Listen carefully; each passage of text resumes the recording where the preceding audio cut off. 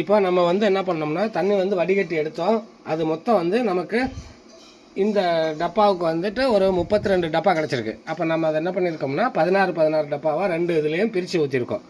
இப்போது முதல்ல நம்ம என்ன பண்ணோம், 1 பங்கு சுண்ணாம்புக்கு 8 பங்கு தண்ணி சேர்த்தோம் இல்லையா.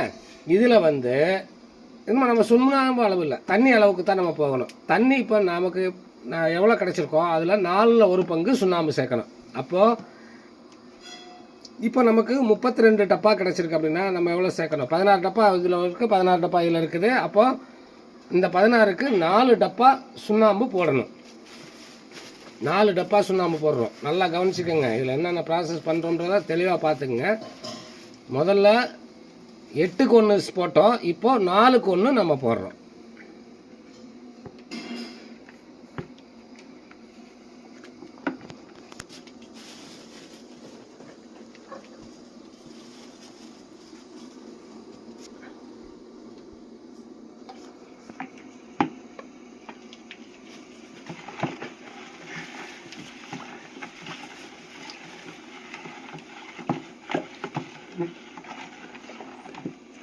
நாலு பங்கு தண்ணிக்கு 1 பங்கு சுண்ணாம்பு சேர்க்குறோம்.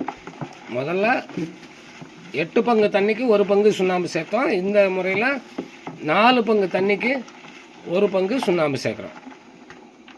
இப்போ இதுக்கு 4 டப்பா போட்டாச்சு. இனி அந்த இதுக்கு அதே மாதிரி 4.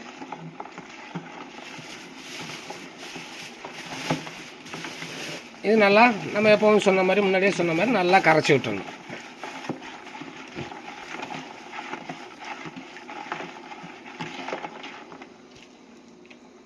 இப்போ அதே மாதிரி அதுக்கு ஒரு 4 டப்பா போட போகிறோம்.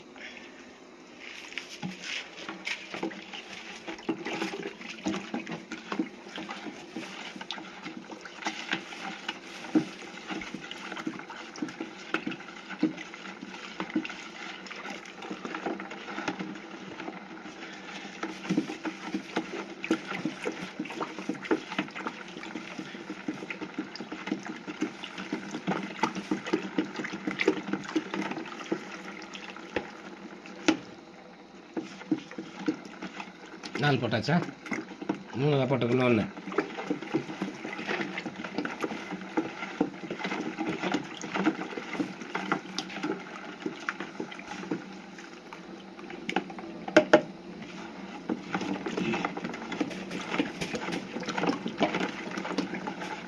இப்போ நல்லா இதை வந்து கரைச்சிடணும். அடுத்தது என்ன பண்ணுறோன்றதை காட்டுறேன்.